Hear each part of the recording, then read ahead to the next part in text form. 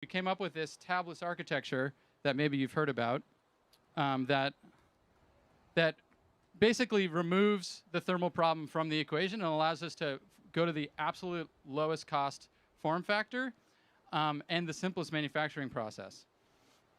And this is what we mean when we talk about tabless. It's kind of a beautiful thing. Yeah, that's what these T-shirts mean, but it's very esoteric. It's like nobody could figure it out. But yeah, we basically took the existing foils, laser patterned them, and enabled dozens of connections into the active material through this shingled spiral you can see, with simpler manufacturing, fewer parts, 50 millimeter versus 250 millimeter electrical path length, which is how we get all the thermal benefits. Yeah, this is important to appreciate. Like basically the distance that electron has to travel, you know, is just much less. So you actually have a shorter path length in a large tabless cell than you have in the smaller cell with tabs. This is a big deal. So even though the cell is bigger, it actually has more power. The power to weight ratio is actually better than the smaller cell with tabs. This is, you know, again, like this is quite hard to do. So it's you know, nobody's done it before. And it really took a tremendous amount of effort within Tesla engineering to figure out how do we make a freaking tabless cell and have it actually work and then connect that to the top cap. And it's there's a whole bunch of things that we're, you know, keeping a little secret sauce here that we're not telling everything. But sometimes what's elegant and simple is still hard, and it took us a lot of trials, but we're happy where we ended up. Yeah, I mean everything's simple in recollection. You know, after you like simple, everything it's hard until it's discovered, and then it's simple.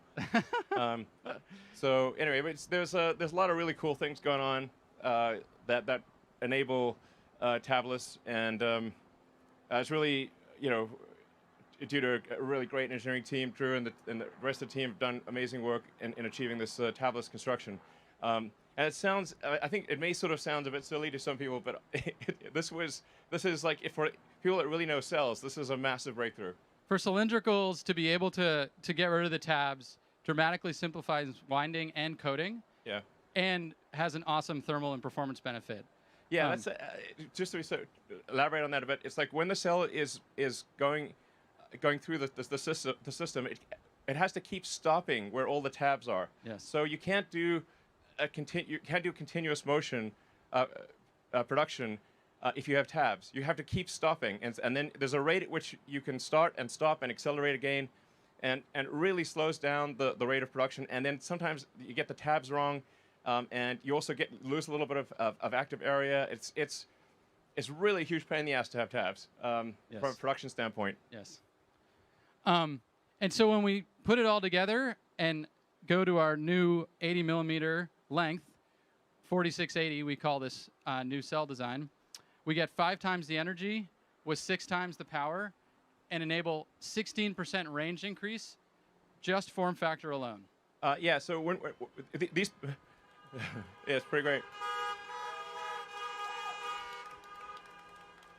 And just to clarify that when we see these plus 16% or whatever the percentage range increases, these are the amounts due just to that particular innovation. Yes. So we'll list a whole bunch of innovations, and then when you add them up, you get a total improvement in energy density and cost.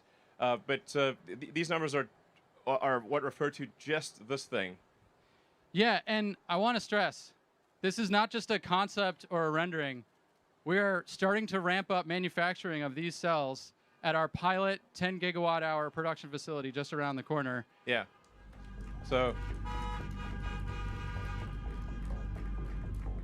yeah. It's a video of some of what's going on in the plant.